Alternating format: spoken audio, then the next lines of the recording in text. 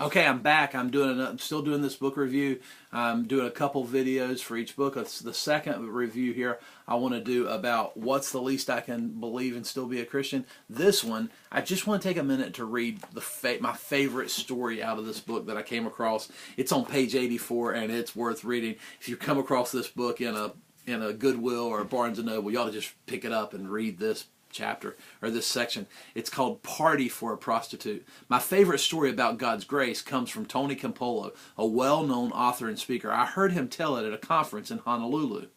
You may have heard this story before. It's becoming quite famous. However, even if you're familiar with Tony's story, it's worth retelling. Years ago, Tony traveled to Honolulu to speak at a conference. Upon arriving, Tony went to his hotel and fell asleep. He woke at 9 a.m. his time, but in Honolulu, it was 3 a.m. Wide awake and hungry, Tony walked out to a small diner near the hotel and ordered coffee and donuts.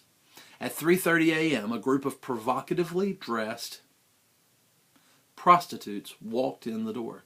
Their loud and crude talk made Tony uncomfortable, so he prepared to leave. But then he heard one of the women say, "Tomorrow's my birthday. I'm going to be 39. Her friend responded, "So, what do you want from me? A birthday party? You want me to get a cake and sing happy birthday?" "Come on," said the woman. "Why do you have to be so mean? I was just telling you, that's all. I don't want anything from you. I mean, why should you give me a birthday party? I've never had a birthday party in my whole life. Why should I have one now?" When Tony heard those words, he made a decision. He stayed in the diner until the women left. Then he said to the owner, "Do they come in here every night?" "Yeah," he said. "You can set your clock by it." Tony said, "What's the name of the woman who sat next to me?" "That's Agnes," he replied. Tony said, "What do you think about us throwing a birthday party for her right here tomorrow night?" A smile crossed the owner's face, and he said, "That's great. I like it. I'll even make the cake." At 2 o'clock the next morning, Tony went back to the diner. He put up crepe paper, decorations, and a big sign that said, "Happy Birthday, Agnes." The workers at the diner obviously got the word out, because at 3:15, just about every prostitute in Honolulu crowded into the place. At 3:30 sharp, the door swung open, and in came Agnes and her friends. Tony had the entire group scream, "Happy birthday, Agnes!"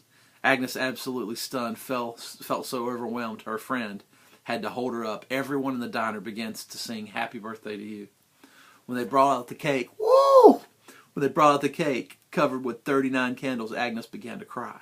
Too overcome with emotion to blow out the candles, she let the owner of the diner blow them out for her. Before she cut the cake, Agnes hesitated. She asked if she could take her cake down the street to show it to her mother, and then come right back. The owner of the diner said that'd be fine, so she did. When the door closed behind Agnes, silence fell over the diner. Tony broke the silence by saying, "What do you say we pray?" It probably seemed strange for a room full of prostitutes to bow their head in prayer, but that's what happened. Tony prayed for Agnes and for the other prostitutes in the diner, affirming that they were beloved daughters of God with great value, worth, and promise. When Tony finished praying, the owner of the diner said, "You never told me you were a preacher. What kind of church do you belong to?"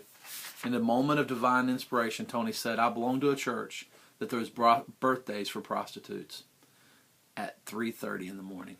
Isn't that cool? Man, that's the kind of church I want to be a part of. So, back to what we're doing here. I'm reviewing a book called What's the Least I Can Believe and Still Be a Christian? A Guide to What Matters Most. It's by Martin Hardward. That's how you pronounce that right there. It's Hardward.